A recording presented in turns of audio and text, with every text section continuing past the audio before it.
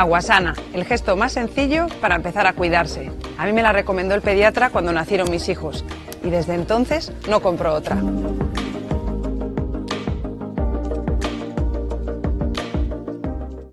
Aguasana se encuentra situada en una de las laderas de Agroba, en el término municipal de Bayona, Pontevedra, a 270 metros sobre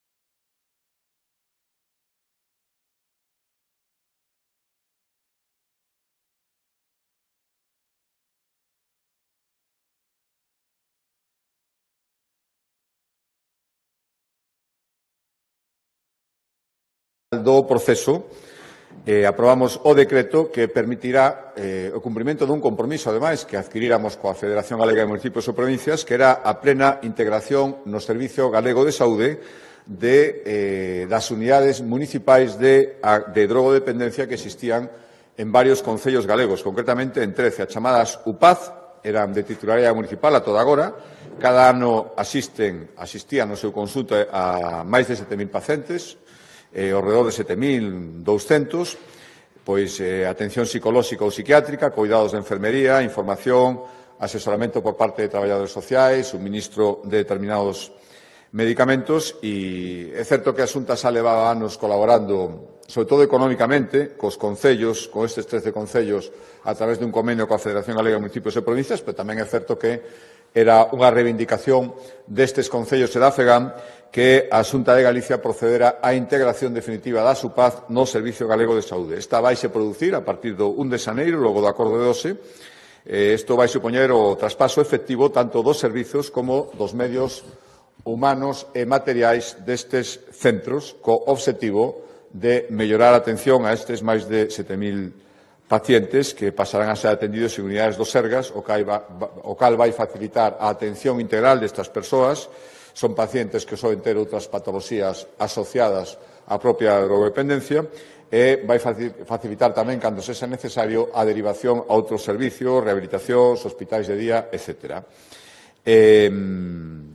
A dotación para este traspaso efectivo ten un coste económico, vai estar moi cercano aos 5 millóns de euros, algo máis de 4,8, e a Xunta de Galicia asumirá, en principio, 95 prazas, é unha integración voluntaria, pero se ascribiran as 95 persoas que van a traballar na SUPAZ, a integración sería, pois, deso, casi 100 efectivos, cunha dotación orzamentaria de casi 5 millóns de euros. A partir de 1 de xaneiro, xa digo, a SUPAZ pasan a integrarse plenamente no Servicio Galego de Saúde, cumprindo un compromiso adquirido pola Xunta no seu momento. Cambio de acordo. A proposta da Axencia Galega de Turismo, logo estamos a piques, datos reais son ata o mes de outubro, pero, bueno, todo indica que pecharemos un magnífico ano dentro do punto de vista turístico, un bo exercicio para o turismo na comunidade, máis de 6,6 millóns de visitantes, medio millón de peregrinos que recolleron a Compostela, máis todos os que non a recollen, e unha facturación do sector que vai superar os 400 millóns de euros. Hai marxe para seguir medrando, hai marxe para seguir millorando, hai que adaptarse aos novos fluxos turísticos e aos novos escenarios que se abren e, polo tanto, o que acordamos foi licitar o acordo marco para unha nova campaña institucional que promova a Galicia como destino turístico durante o ano 2026. 7 millóns de euros para promocionar os nosos recursos naturais, culturais, gastronómicos, xa máis orientado o gran acontecemento que vai supoñer do punto de vista non só turístico, pero tamén turístico o Xacobeo 2027. Xa digo, aprobamos o acordo marco e a campaña, a idea é que escomece a partir dos meses da vindeira primavera, a partir do segundo trimestre do ano que ven 26. A proposta da Consellería de Cultura, hoxe acordamos unha nova integración na rede galega de museos. Correspondeulle neste acordo o Centro de Interpretación dos Muiños Industriais situados en Subia, no concello de Narón. Foron estes muiños claves na industrialización da comunidade de Galicia durante a Ilustración, especialmente esa zona de Ferrolterra, e o centro, que existe actualmente, non só permite coñecer a historia, todo o contexto destas instalacións, sino que hai varios muiños originais restaurados que se poden visitar, e agora integrámolo, e con esta integración son 96 os centros culturais museos que integran a rede galega de museos, o que lle permite acceder a axudas públicas, traballar en rede, publicidade conxunta, bueno, unha serie de ventaxas, as que se incorpora ao Centro de Interpretación dos Muiños Industriais de Subia en Narón. Cambio de acordo, a proposta da Consellería de Comercio, lanzamos unha orden de axudas para seguir promovendo a innovación, a digitalización e a sustentabilidade do comercio local e dos obradoiros artesáns que tantas alegrías nos están dando últimamente a nivel de premios nacionais. Prácticamente 4 millóns de euros para axudar durante o ano 2026 o comercio local e os obradoiros. Hai varias novidades relacionadas coa tramitación. A máis lamentable quizás esa que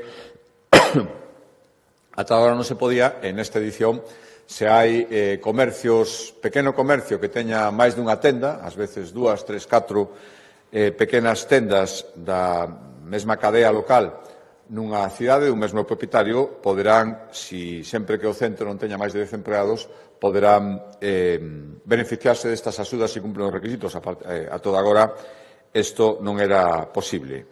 As axudas serán para melloras no interior do local, compra de equipamento, medidas de innovación e digitalización ou reducir o número de embalaxes, sustituir embalaxes de plástico por aqueles con material sustentable. Perdón. Sector primario, proposta da Consellería do Mar, convocamos axudas para proxectos que as cofradías de pescadores ou asociacións de mariscadores teñan para modernizar infraestructuras nos portos de titularidade galega ou modernizar lonxas ou zonas de desembarque. 10 millóns de euros para os vindeiros 2 anos e con elo poderán instalar sistemas de enerxía renovable, reducir a pegada de carbono, mellorar a seguridade dos traballadores con, por exemplo, guindastres ou novas carretillas ou incrementar o control sobre os produtos descargados con novas cámaras frigoríficas ou novos equipos de pesaxe e clasificación. Seguimos no sector primario, cambiamos a Consellería de Medio Rural, hoxe acordamos destinar 1,5 millón de euros a axudas e o segundo ano para a conservación paisaxística nos viñedos da Ribeira Sacra. A finalidade última é evitar o abandono dos socalcos e conservar este cultivo singular de viñedos, a chamada viticultura heroica, que ademais está moi ben sellada á candidatura da Ribeira Sacra como patrimonio da humanidade. Por tanto, estas axudas de 1,5 millóns de euros van destinadas a que se sigan mantendo este tipo de cultivos que teñen especiais dificultades respecto a outras zonas vitivinícolas de Galicia. Seguindo coa Consellería de Medio Rural, hoxe acordamos convocar a maior cifra convocada ata hoxe respecto do programa LEADER para os vindeiros 3 anos. Incrementámola nun 125%, 29 millóns de euros. Xa digo, a maior cifra da historia das convocadas ata agora polo Asunto de Galicia. Saben que o programa LEADER, que leva xa máis de 30 anos, o que busca é promover iniciativas para impulsar o desenvolvemento das zonas rurais, máis moi participativo, participan concellos, entidades empresariais, Xunta de Galicia. Xa digo, convocamos para os vindeiros 3 anos 29 millóns de euros para a creación, ampliación e modernización de PEMES, iniciativas no eido turístico no rural, posta en marcha de pequenas industrias ou servizos como tendas, perruquerías, talleres, todo o que asegure o tecido comercial local. E, como novidade, aparte da cantidade, o prazo de execución ampliámoslo ata 3 anos, ata agora eran 2, e con isto dáse máis tempo tamén é máis cantidade, pode ser máis axuda a hora de planificar e solicitar permisos e autorizacións para os proxectos que os necesiten. Xa digo, a maior convocatoria, 29 millóns de euros para vender os 3 anos dos fondos LEADER. Cambio de consellería, a proposta da Consellería de Vivenda, temos 2 acordos, un relacionado concretamente cun proxecto, estou falando da cooperativa Galí Vivenda, na cidade da Coruña, que promove 224 vivendas para alugueiro accesible, alugueiro con precio social no barrio de Susán, na Coruña. A Xunta, nese momento, pusera a disposición desta cooperativa chan público a un precio moi reducido, un precio casi simbólico, axudoulles a tramitación de fondos europeos e o que restaba é que a cooperativa pechase o financiamento a través do Instituto de Crédito Oficial. O certo, xa é coñecido, é que a cooperativa leva 2 anos intentando pechar este préstamo, de momento non tivo éxito, cambiáronse as condicións sobre a marcha, isto pon en risco os fondos europeos que xa conseguirá a cooperativa e mesmo a execución deste proxecto, estamos falando de 244 vivendas. Pois o que facemos hoxe, aprobar, é unha axuda directa á cooperativa Galí Vivenda para garantir que poidan cumprir o seu proxecto e construir as 244 vivendas protegidas no barrio coruñés de Susán. 10,7 millóns de euros para estes 244 pisos con prezo accesible de alugueiro. Se impoñen 3 requisitos á entidade, que a obra estea rematada nos prazos que marca o programa de axudas da Unión Europea, Estos son tres requisitos necesarios e imprescindibles. Que o Estado non aprobe financiamento específico para estas obras, nese caso decaería a axuda de 10,7 millóns tamén, e que o ben se a cooperativa logra pechar o préstamo co ICO antes do 31 de agosto de 2026, pois tamén esta axuda non sería necesaria, pero nestes momentos é a garantía de que todo eso, senón o proxecto seguirá paralizado e xa o cumprimento dos fondos europeos sería imposible. Por lo tanto, a Xunta aporta estas cantidades, se deran esos requisitos non sería necesario poñelo finalmente, pero senón a Xunta de Galicia asume esta axuda de 10,7 millóns de euros para que a cooperativa poida executar as 244 vivendas. E outro acordo, decía que eran dous en materia de vivenda, seguimos avanzando nos compromisos para cumprir as cifras anunciadas de execución de vivenda e hoxe adoptamos 3 acordos para promover a construción de 523 vivendas de promoción pública nas cidades de Coruña, de Santiago e de Ferrol. Por unha banda, autorizamos o concurso de ideas para habilitar 412 vivendas protegidas, 150 alosamentos compartidos e 2 novas residencias de estudiantes na Coruña e Santiago. Todos en terreos que son propiedade da Xunta de Galicia. No caso da Coruña, en parcelas do propio campus universitario del Viña, e ali, nese campus universitario, imos construir 168 vivendas protegidas, 150 alosamentos compartidos e unha residencia de estudantes con 150 prazas. E en Santiago, nun terreo na zona de Salgueiriños, perto de aquí, 244 vivendas sociais e unha residencia de 150 prazas. Isto nas cidades de Coruña e de Santiago. E, ademais, na cidade de Ferrol, autorizamos a licitación para construir 75 vivendas públicas no barrio de Bertón, 14 millóns de euros. No Bertón xa temos en marcha, están ahora mesmo en construción 288 vivendas protegidas e agora se engadirían estas 75 cusa licitación acabamos de aprobarse por 14 millóns de euros. E tamén, por último, acordamos licitar a redacción do proxecto, e cando este feito o proxecto, licitación das obras, para 36 vivendas públicas para alugueiro, a maiores de todas as que detallei toda agora, no Concello de Santiago, concretamente na rúa Ildefonso Sánchez Mera, na zona de Volta do Castro. Por tanto, seguimos cumprindo obxectivos, licitacións, en diferentes fases para chegar a doblar esa cifra anunciada a principio de legislatura. 2 acordos en materia de infraestructuras. O primeiro ten que ver co anuncio realizado, haberá un par de meses, 3 meses, sobre a desdoblamento, na parte que aínda non está, da autovía do Salnés nos concellos do Grove e Sanxenxo. A ampliación da autovía é necesario aprobar para cumprimento dos prazos un proxecto de interés autonómico e foi o que hoxe aprobamos. O PIA para as obras de ampliación da autovía do Salnés nos concellos do Grove e Sanxenxo. Isto vai permitir agilizar os trámites notablemente.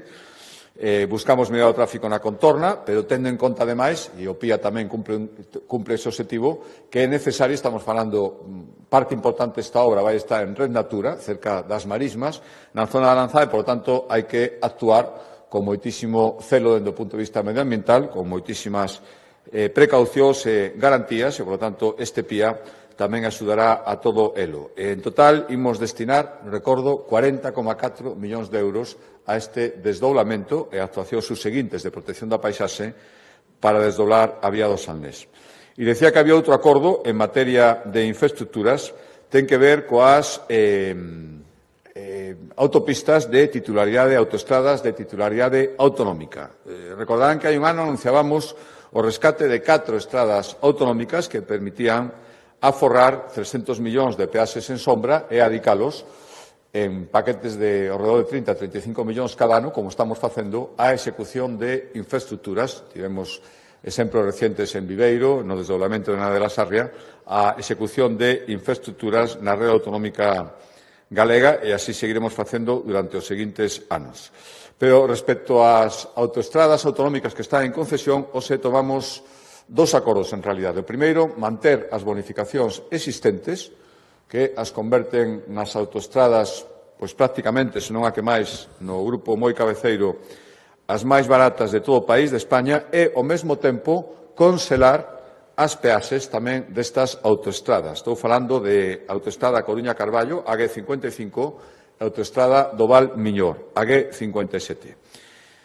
En total son casi 30.000 usuarios diarios que pagarán o mesmo que viñan pagando a toda agora. É dicir, o IPC é asumido polas arcas autonómicas, queda conselado e a tarifa será a mesma que viñan pagando a toda agora. Non haberá suba ningunha nas autoestradas autonómicas a partir do 1 de xaneiro.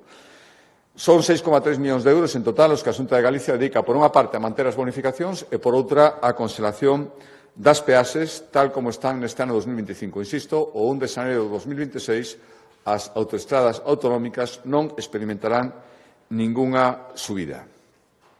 Por darlles un par de exemplos do que isto supón, pois, ao redor dos 260 euros de aforo para un usuario habitual na Vigo-Baiona, anuais, estou dicindo, e 325 non, serían algo máis de 350 na Coruña-Carballo. Por lo tanto, toma esta decisión a Xunta de Galicia e volvemos a reiterar que nas autoestradas de titularidade estatal, cando menos se faga o mesmo. Desde logo, a reivindicación do rescate e a reivindicación, cando menos, inmediatamente, para facer a partir de xaneiro, da conselación das peaxes, que parece ser un ano máis que non vai ser así, sino en todo o contrario, manténdoas como a autoestrada máis cara de España, pese ás reivindicacións, do punto de vista político aquí, unánimos prácticamente, e o recente dictamen da Comisión Europea. Cambio de acordos, a proposta dos acordos en materia de educación relacionados co I+D máis I, o I+G+I. Seguimos facendo un gran esforzo por apoiar os investigadores que desenvolven e queremos que o sigan facendo a súa carreira investigadora en Galicia e tamén por atraer novo talento. Por lo tanto, hoxe renovamos a colaboración coa Fundación Empresa e Universidade Galega, FEUGA, para retención de talento e a promoción internacional da investigación que estes traballadores fan dende Galicia para o resto do mundo. Incrementamos esta achega un 35% e chegamos a casi 2 millóns de euros, 1,8 millóns de euros para os anos 26 e 27. Que queremos? Pois que científicos moi cualificados, os que concretamente esta axuda de FEUGA vai dirixida aos que traballan no programa Opportunius, transformen os seus proxectos en resultados que repercutan no programa, no progreso de Galicia, que ademais podan, como fan os investigadores máis potentes, difundir e divulgar e dar a coñecer e tirar valor dos seus proxectos a nivel internacional. Para iso son este convenio que facemos coa Fundación Empresa e Universidade de Galicia. E outro acordo en materia de educación, que a continuación, recordarán que hai pouco anunciábamos 4 millóns de euros para apoiar o acceso ao mercado de 9 proxectos de universidades e centros tecnolóxicos. E ora o que facemos, isto iba dirixido aos centros que dependían das universidades, e facemos o mesmo para impulsar a investigación e os resultados de investigación que se fai nas empresas e poder transformar esta investigación en valor económico.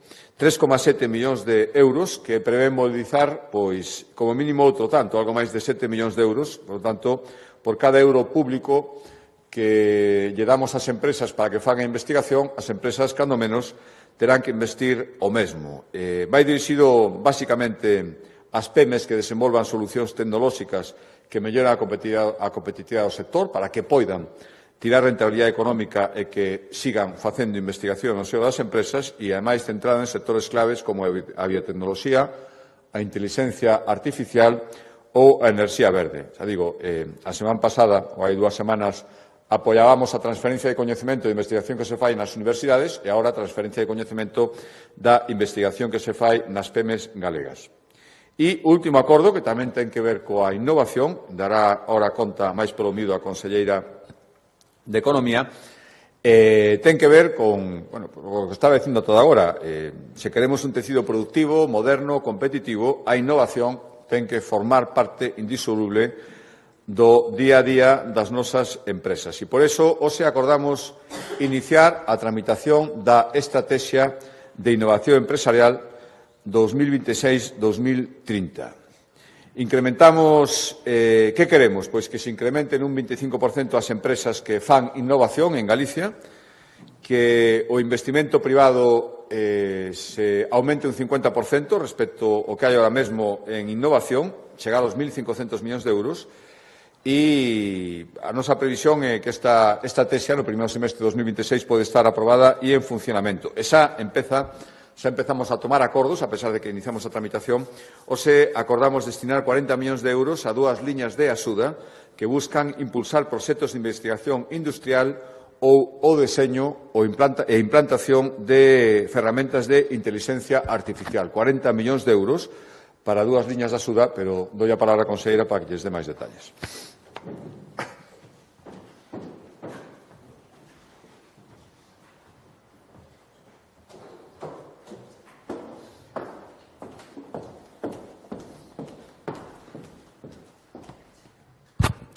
Pois grazas, presidente, bo día.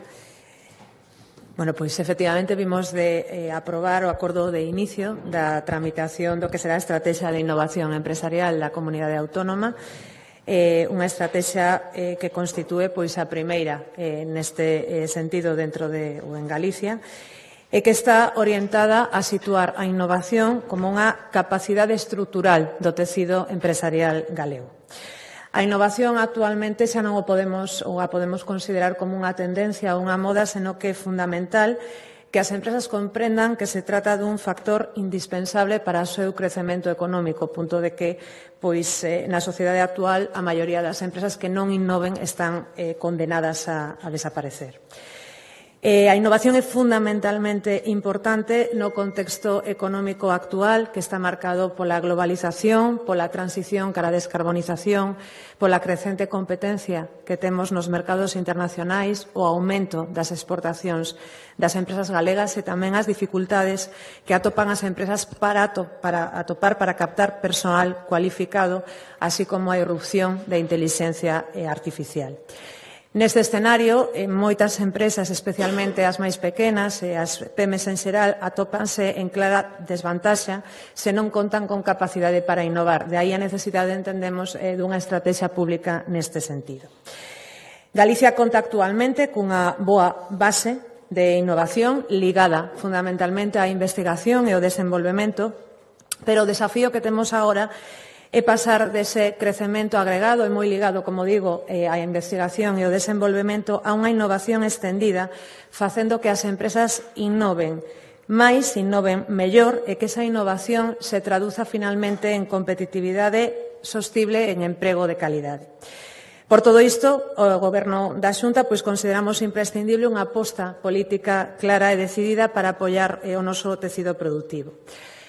A posta en marcha desta estratexia enmárcase xa na creación no ano 2024, como saben, nunha nova área, a área de innovación empresarial dentro do IGAPE, co obxectivo de ir pouco a pouco impulsando a innovación como panca de competitividade empresarial. Levamos máis dun ano desenvolvendo instrumentos, programas, infraestruturas e falando moito coas empresas para coñecer de primeira man as necesidades reais que temos no campo da innovación. Este proceso puxo o de manifesto a necesidade de dar un paso máis e de avanzar xa nunha estratexia ordeada, coherente e orientada ao impacto, capaz de dar continuidade ao esforzo público e privado que xa está, como digo, iniciado. Ben, que é a innovación empresarial? Pois innovar nunha empresa non é investigar de forma puntual ou acumular proxectos illados. É necesario falar de innovación empresarial como a incorporación de cambios en produtos, en servizos, en procesos, na propia organización ou nos modelos de negocio e que se apliquen estos cambios de forma efectiva e de forma demostrable. Coa innovación empresarial o que temos que conseguir é mellorar os procesos, gañar en produtividade, reducir custos enerxéticos, avanzar na digitalización e na transición verde e tamén compensar a menor escala empresarial, a escasez de persoal e reducir a dependencia de factores externos. É dicir, a innovación consolidada que temos que conseguir se ten que ver en melloras reais de produtividade, de competitividade e de capacidade exportadora e de creación de emprego, resultando imprescindible asegurar a transferencia, o escalado e a comercialización das solucións innovadoras por parte das empresas. Ben, o contexto no que se atopa Galicia, como dicía, bo, actualmente os últimos datos disponibles que temos, que son datos que acaba de lanzar o INE a semana pasada, son datos do crecemento dende o ano 2022 ao ano 23 e que demostran pois unha aceleración da actividade económica, da actividade innovadora empresarial. Cando o INE, como digo, realiza esta enquisa, demóstrase que o gasto en innovación empresarial alcanza actualmente 1.073,6 millóns de euros. Isto supón un 30,4% máis dende o ano 22 ata o ano 24. Somos a cuarta comunidade autónoma onde máis se incrementou o investimento.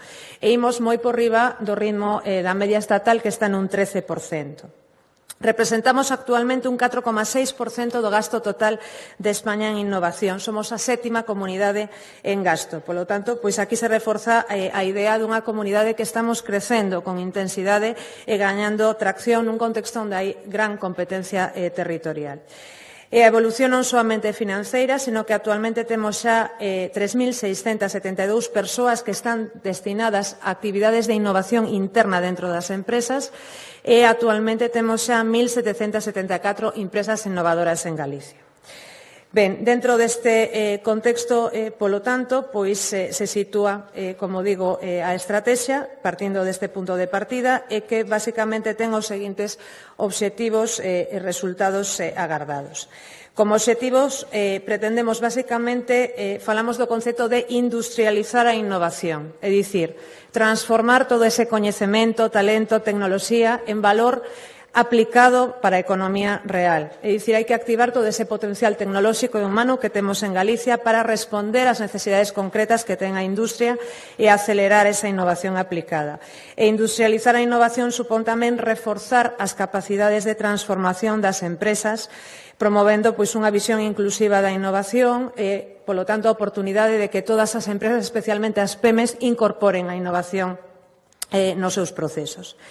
E tamén, como obxectivo, multiplicar o impacto económico e social. Como digo, que ese investimento público en innovación pois serva de panca para que todas as empresas poidan innovar e para que se xeren instrumentos máis personalizados, flexibles e orientados a resultados. Os resultados agardados os mencionaba o presidente.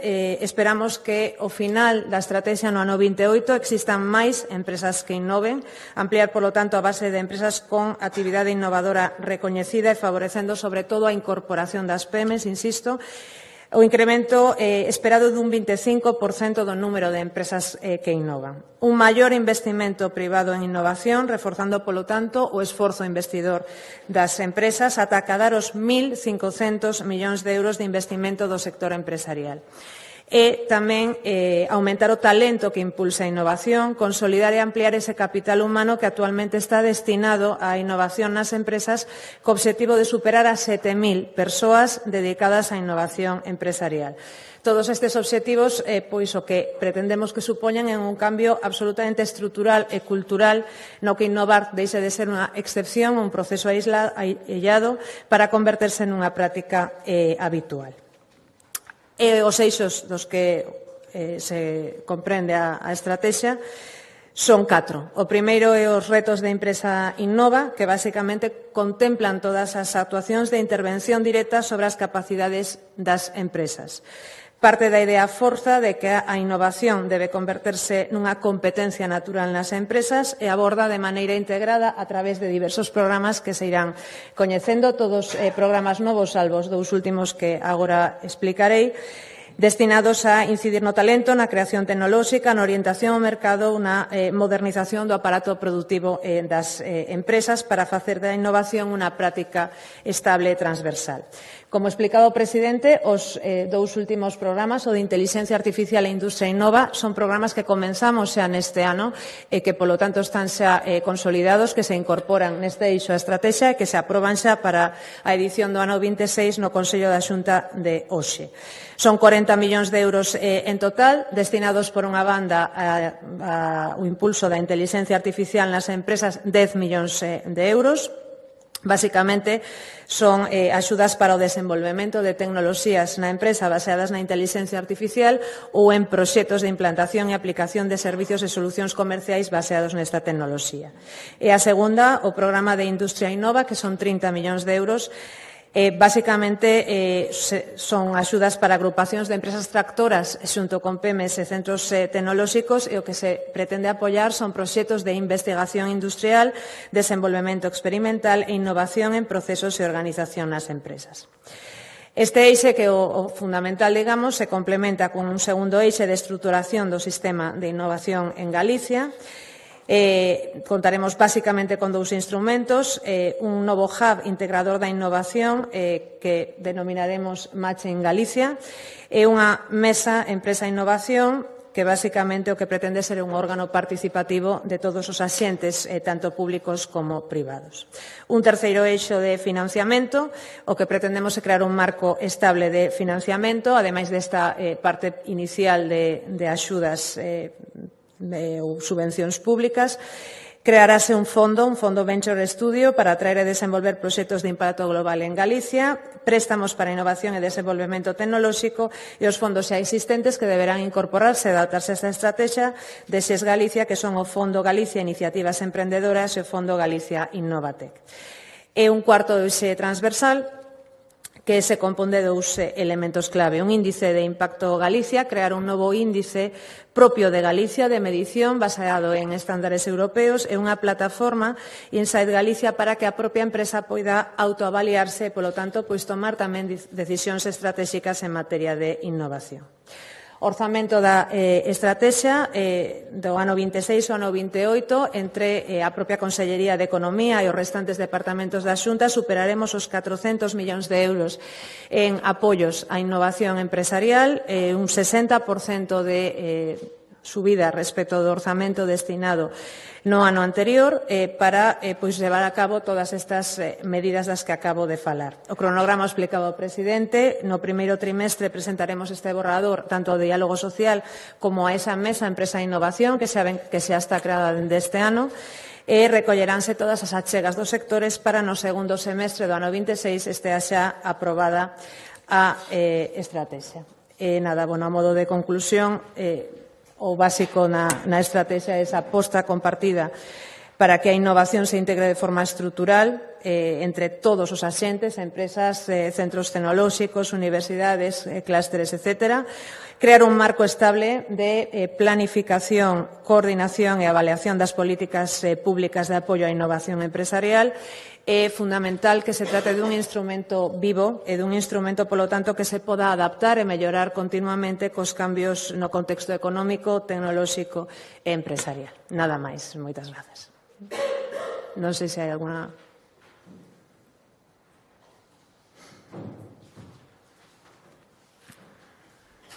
Listo. Pois moitas grazas.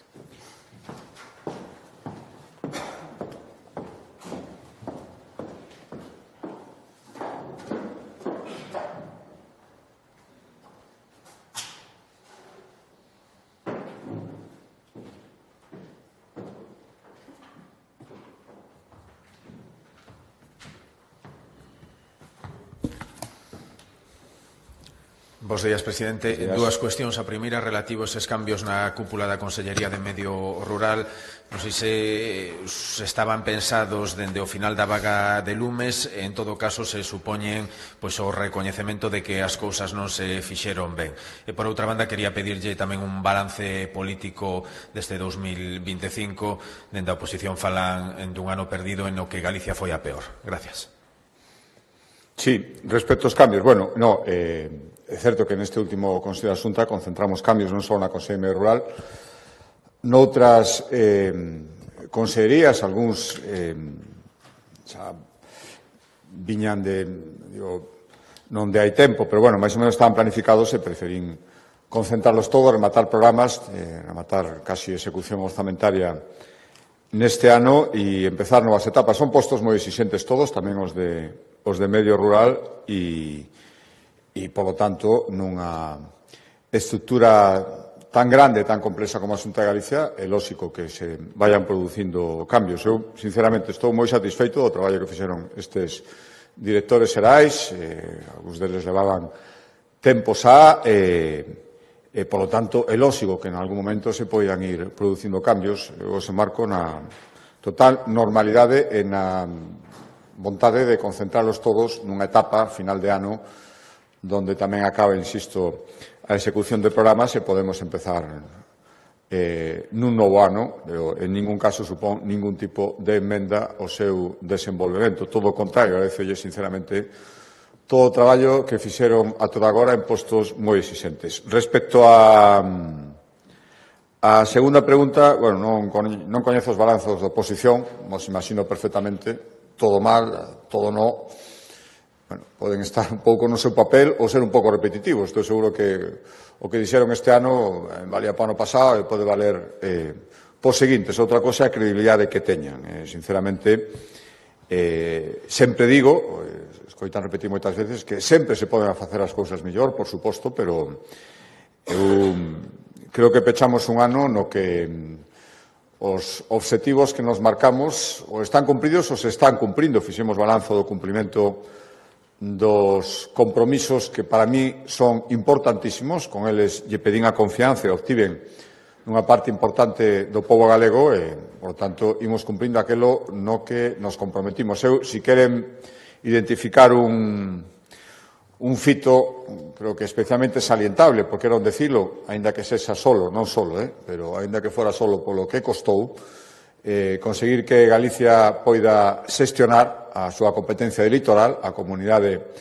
con máis kilómetros de costa de toda España, creo que é algo moi importante, que espero que durante o ano que ven, xa a partir do ano que ven, se desenvolva en toda a súa plenitude, igual que ese obxectivo que repetimos todos os consellos da Xunta de Galicia, que ir avanzando no compromiso do que agora é un enorme problema para moitísimas persoas, para moitísimos galegos, que é a falla de vivenda. Seguir, eu agardo que o ano que ven xa sexamos capaces de poñer xa en marcha, de entregar as primeiras promocións, todo o que ten que ver co I+G máis I, creo que estamos dando pasos moi importantes, recoñecidos, fitos, todas estas axudas a nivel europeo que conseguiron moi poucos lugares en todo o continente se conseguiron en Galicia e estamos consolidando, o que explicaba ahora a conselleira tamén, un ecosistema de innovación, de investigación, que nos pode dar moitas alegrías nos vindeiros anos. Seguir atraendo proxectos a pesar das dificultades que poñen os de sempre, seguir atraendo investimentos, seguir atraendo proxectos empresariais a Galicia e para iso hai que seguir garantindo a estabilidade institucional, a seguridade xurídica e, por que non dicilo, o sentidiño. E o ano que ven somos capaces de manter ese clima, a pesar dos intentos de algún, a pesar das chamadas o conflito, a tensión como ferramenta para conseguir obxectivos políticos que escoitamos por aí, creo que o pobo galego non está por esa labor, ni moito menos, e agardo que podamos seguir mantendo un clima social e un clima laboral no que se poidan seguir conseguindo moitas cousas e, por último, manter un nivel aceptable e mellorar o que haxa que mellorar, que hai cousas que mellorar, nos servizos públicos fundamentais que presta a Xunta de Galicia, sanitarios, sociais, educativos. Esos son os meus obxectivos para o ano que ven. Boa tarde, presidente. Dúas cuestións. A primeira relativa cos ceses de medio rural, que chama a atención que os ceses afectan, por dicirlo así, as direccións xerais que se relacionaban co monte o forestal. Son ceses a petición propia, entón, e se a conselleira, os cesantes, por dicirlo así, pois lle informaron ou argumentaron ou explicaron un pouquiño máis por que pedían o cese. E a segunda pregunta, por rematar cun clásico do ano, é sobre Altri, que se fan agora 2 anos de que o DOGA publicaba, o sea, o anuncio, a información pública de Green Fever sobre a captación de auga de Porto de Mouros, un tema que ainda sigue sobre a mesa, e despois de coñecerse que o propio director de Augas de Galicia dixera nunha reunión do Consello Reitor deste organismo que, bueno, non lle vía moito percorrido ao proxecto, por decirlo así, se vostede concorda con esa idea, velle ou non percorrido o proxecto de Altri para Ulloa. Gracias. Un momentiño. Apunto isto último. Ben, respecto á primeira pregunta, non, xa houve unha pregunta parecida anteriormente. Eu falei cos directores, con as persoas que vostede nomeada, a Consellería de Medio Rural, para agradecerlles, digo sinceramente, todo o traballo que fixeron. Son postos moi intensivos e levaban un tempo longo nos 2 casos e, por lo tanto, cumplen un ciclo. É verdad que foi un cese que outra solución era non concentrarlos nunha única, pero que non se pretende nin deixar de chamar a atención, nin sacar outra conclusión que preferimos todos os cambios que foran a facelos nun único Consello despois de ciclos, en algún caso, moi longos de traballo e, en algún caso, pois, pasar incluso a xubilación, en algún caso. Por tanto, digo, eu estou moi satisfeito do traballo que se fixo e solo espero que os sustituyan estén á altura en postos complexos, probablemente dos máis complicados da Xunta de Galicia. Respecto á segunda pregunta, descoñezo, efectivamente, diso o responsable de Augas, pero non hai ninguna novedade respecto dese proxecto. Me preguntaban en anteriores consellos, o único que imos seguir facendo é controlar e verificar que se cumpre a normativa. A decisión de dar pasos desde o punto de vista empresarial non lle corresponde á Xunta, que non é ninguna empresa, lle corresponde a cada proxecto que os impulsa e nos fiscalizar que cumplan. A toda agora pensábamos que sí, pero xa decisións de tipo económico de ir para adiante non nos corresponden a nos. Bos días, presidente. Que lle parece a decisión ou a petición do Consello da Cultura e da Real Academia Galega de que queren que Galicia entre na UNESCO con Cataluña e con Euskadi? Pois mire, tendo en conta as solicitudes, as peticións que ten ahora mesmo a Xunta de Galicia respecto a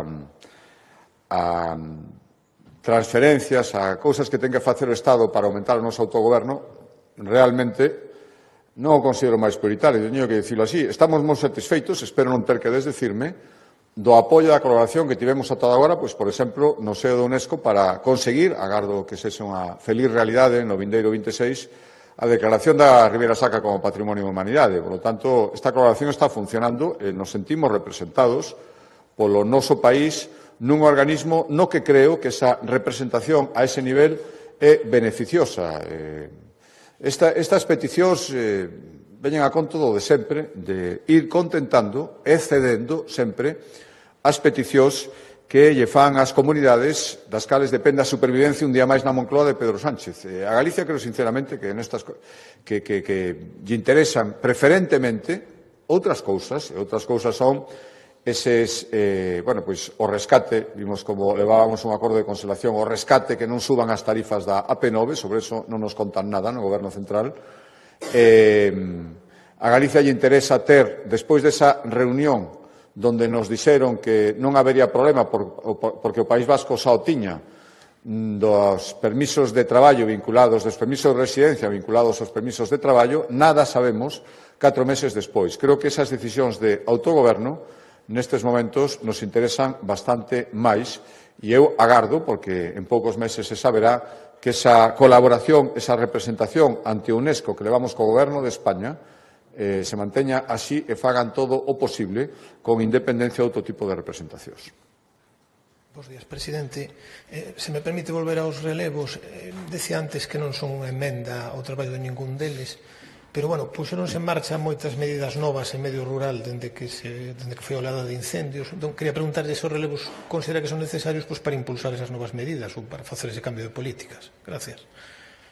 Eu agardo que as persoas que asumen as novas responsabilidades leven adiante estes novos retos. Por lo tanto, insisto, son ceses a petición propia. Por lo tanto, cando hai un cese a petición propia, hai que poñer outras persoas que os sustituyan e que se encarguen de executar as políticas que deixaron encamiñadas as persoas as que sustituyen. Por lo tanto, eso é o que espero. Eso é o que espero, sinceramente, e en todo caso, os centros superiores de decisión, que son os responsables últimos de cada consellería, conselleiros e conselleiras, permanecen e son os encargados de que eso sexa así. Que tal, presidente? Falando de nomeamentos, non vai tanto coa xenda, pero quería saber se ten xa pensado como lle gustaría recuperar o exconselleiro Villares se finalmente se confirma o arquivo do seu caso por parte da audiencia, tal e como solicitou a xuíza. Outra cuestión, anunciarase que para novembro ia estar listo presentado o novo plan de normalización lingüística. Estamos rematando o ano e non temos aínda novidades. Quería saber a que se debe. Graciñas. Sí, respecto á primeira pregunta, dicindo ao principio, cando se produciu o primeiro pronunciamento judicial tomamos unha decisión e, polo tanto, ata que non se produza tamén o derradeiro pronunciamento judicial, que ainda non se produciu, e hai recursos, hai unha última palabra que ten a Audiencia Provincial, non vou facer ningún pronunciamento, por tanto, ninguna valoración sobre un resultado que aínda non sei cal é. Dixe outro día que esa decisión da Suiza de Ferrol apunta nun sentido, pero o que di, pero ao final quen ten que tomar a última decisión ainda non se pronunciou e mentras esa non se produza eu vou manter unha prudencia e non falar de hipótesis respecto a unha situación que non sabemos como vai acabar todavía. Respecto da segunda pregunta, bueno, mire, estamos intentando, e dixémolo dende o principio, acadar o máximo consenso posible. Xa sei que hai xente, mesmo mellor algunhas institucións, asociacións que en ningún caso só dixeron públicamente, incluso en algunha presentación pública que houbo, que non tiña ninguna intención, máis ben todo o contrario, de que se chegara a ningún tipo de consenso. Como non abandonamos esa idea, seguirémoslo intentando, que non se produza no prazo neste ano, non quere decir que canto antes poida ser, pero, de logo, apurar e deixar fora o máximo acordo posible, creo que non sería unha boa idea.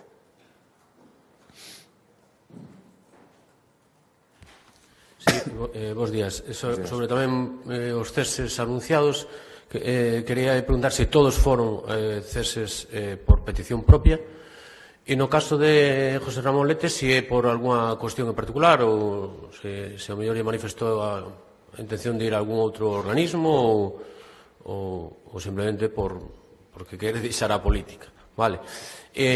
Unha outra segunda cuestión vai relacionada coas negociacións que hai en Extremadura e quería preguntar sobre o que aconteceu ali e, sobre todo, pois, digamos, a influencia maior que agora ten Vox dentro do Parlamento extremeño, se iso, vostede cree que iso pode condicionar digamos, as cesións que faga Guardiola con eles. E xa unha última cuestión vai relacionada con un tema que está que é moi común en Estados Unidos, empeza a ser regulado bastante ali, chegou aquí xa a Galicia. Quería pedir a súa valoración sobre aumento das dark kitchen, ou digamos as cociñas fantasma, que son esas cociñas que están proliferando ocultas en determinados establecementos comerciais ofrecendo comidas que non están reguladas por consumo. Gracias. Respecto á primeira pregunta, mire, eu volvo a insistir, de verdade, porque tamén o vexo dende dentro.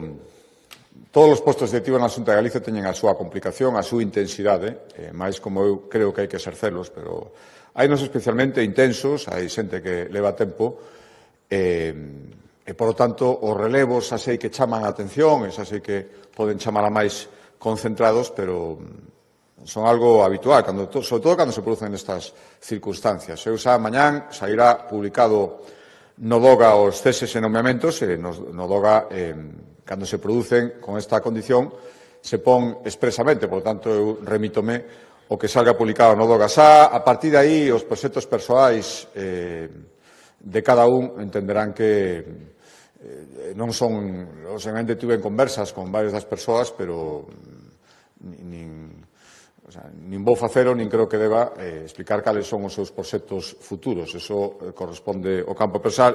Non digo por la persoa concreta que vostede me preguntou, sino en xeral. Lógicamente, cada un o que queira facer coa súa vida en ese momento correspóndelle o seu libre albedrío, como non podía ser de outra maneira. Eu desexo toda a sorte, e de verdad que a todos eles, e eso estou agradecido, porque, en dependencia do tempo, hai tempos máis curtos e tempos máis longos, o traballo os podo asegurar que é bastante intenso.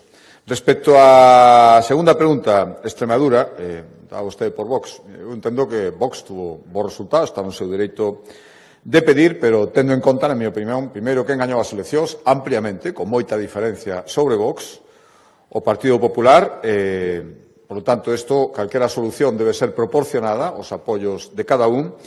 E hai unha circunstancia, o Partido Popular non precisa o voto positivo de Vox, basta cunha abstención, cousa que non sucedía antes. Creo que isto tamén hai que telo en conta e despois coller un pouco de perspectiva e ver que o 60% dos extremeños expresáronse nun sentido de querer que goberne unha tendencia, ou polo menos un conxunto de tendencia, non sei que maneira, se en solitario, en coalición, pero isto está aí, esta matraca de se hai que depender ou non depender de Vox, oiga, é que a suma dá un 60% e o Partido Popular solo casi un 45, un 43% dos votos. Creo que os extremeños falaron con bastante claridade e, polo tanto, eu agardo que haxa ese sentidiño a partir de ahora en Extremadura para actuar en consecuencia. E respecto á terceira pregunta, bueno, eu podo decir, xa non me acordo, pero trouxemos aquí unha normativa da Consellería de Sanidade nese sentido, intentar controlar todo este tipo. É certo que son novas tendencias comerciais, novos hábitos de consumo, pero aquí, dende logo, polo menos en Galicia, temos que intentar que teña as maiores garantías sanitarias, desde o punto de vista da sanidade pública, con independencia de outras consideracións que teñen que ver con fiscais, competencia, todo iso. Pero iso é certo que é un novo fenómeno, non digo as dark kitchen concretamente, senón tamén, senón máis ben, os novos métodos de consumo e de atención a ese consumo que se están dando no mundo e que, lóxicamente, se acabarán dando, non sei se con esa intensidade, ou se están dando xa en España e en Galicia. Moi ben, moitas gracias.